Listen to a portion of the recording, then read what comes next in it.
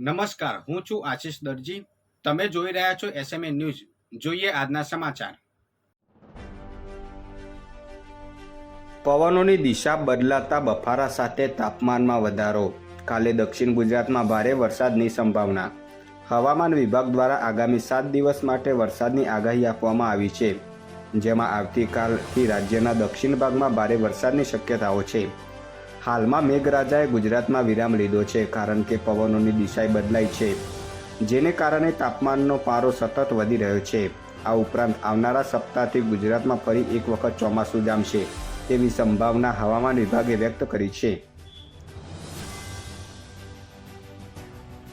કાનોસરમાં બસ મૂકવા મામલે ઝઘડો કરી 4 શખ્સોએ પિતા પુત્રને ધમકી આપતા પિતાએ આત્મહત્યા કરી. 3 મહિના બાદ ફરિયાદ.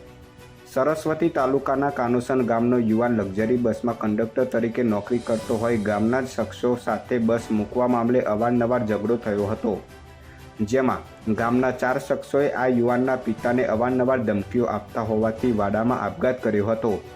આ કેસમાં પોલીસે અગાઉ અકસ્માતે મોતની નોંધ કરી હતી, જ્યાં 3 મહિના બાદ 4 શખ્સો સામે પોલીસ ફરિયાદ દાખલ કરી તપાસ હાથ ધરવામાં આવી છે.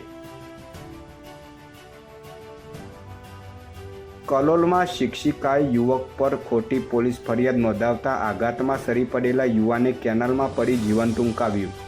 New CG road, Chandkheda, Ahmedabad ખાતે રહેતા વિપુલભાઈ ડાહ્યાભાઈ સેનમાં અરવિંદ ફાઉન્ડેશન કાત્રજ ખાતે નોકરી કરતા હતા. વિપુલભાઈને વૃક્ષના રોપા કલોલ તાલુકાના પલસના ગામમાં આવેલા સ્કૂલમાં આપવાના હોવાથી આ સ્કૂલનું સરનામું પલસાના ગામે સ્કૂલમાં નોકરી કરતી શિક્ષિકાને પૂછ્યું હતું.